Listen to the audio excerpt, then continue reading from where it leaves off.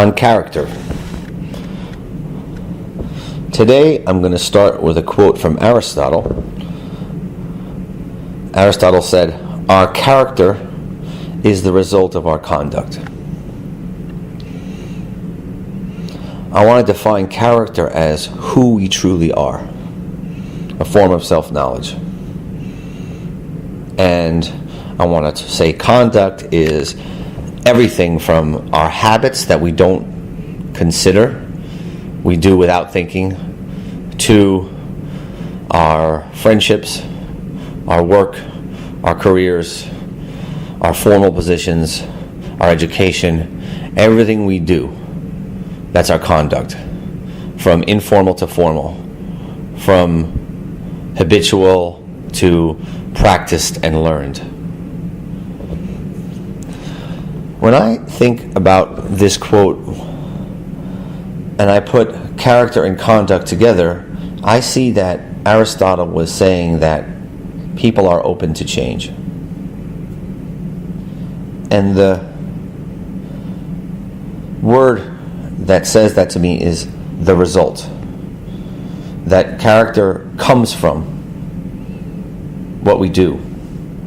If we were not open, we would be born as a certain person. We would be born a thief, or born a wise man, a judge. We would be born honest or dishonest, and so forth. But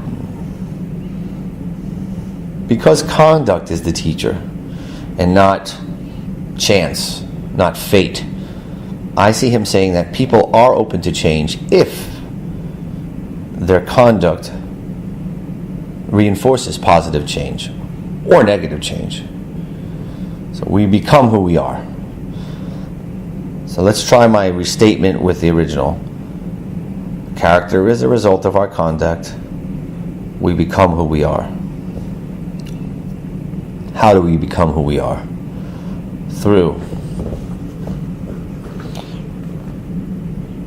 action, interpretation, and then meaning.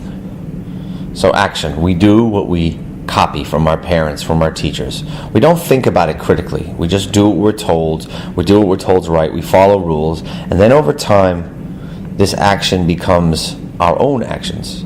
And we decide, this is right, this is wrong, this is who I want to be. So, in this sense, the most important thing for education is habit formation and habit maintenance. Acquiring good habits, acquiring action that we don't think of but that's helpful, and then developing the characters where that's who we become. We see ourselves as that good person, and we back it up by what we do. Action becomes a form of identity. And I see character as the part of us that's our best. Your character is who you are when trouble comes. What type of friend are you when your friend needs you? How fair can you be where you're biased because of some attachment, a friend or a family member? Can you be loyal to the truth rather than to gain?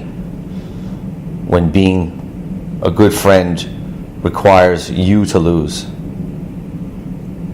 or when being a good citizen requires you to sacrifice. This character doesn't come from our births. So, as we restate this again and think about it more systematically, there's another part here which is the our characters. Our character is the result of our conduct. This happens socially. Character formation, character development. And so positive and negative examples become very important, become essential as we define and redefine who we are through the reflective appraisals of others. When they give us praise when we're young, or when they say no, don't do that, and they punish us. Eventually we need to become our own mirrors critically and looking at our own behavior in a way to saying, wait a second, what did I do? Why did I do that? Who am I? Am I the person who does that? And not look outside of ourselves and say, oh, well, I couldn't help it. Some other people do worse. To look at our own actions honestly through the lens of who we are. In this sense, I see Aristotle's opinion and idea being very liberating. He is saying that people can change and that the future is open to change when our conducts improve our character through reinforcing, teaching, and re-teaching the best of ourselves.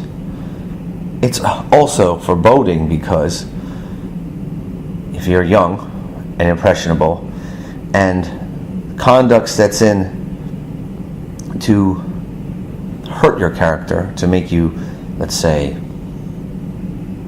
greedy or angry, then at what point will that become so regular that becomes who you are? And then how difficult will that be to change?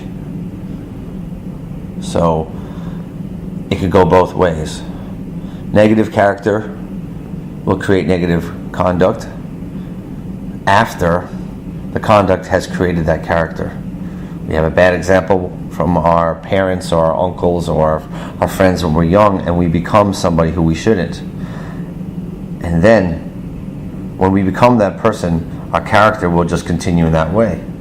And thus the conduct will continue that way, reinforcing who we think we are. What have to happen is a drastic change in conduct. And only then will the character start to change. So the focus here for Aristotle is on conduct. We're not set in stone. We're not born finished. We are open to change.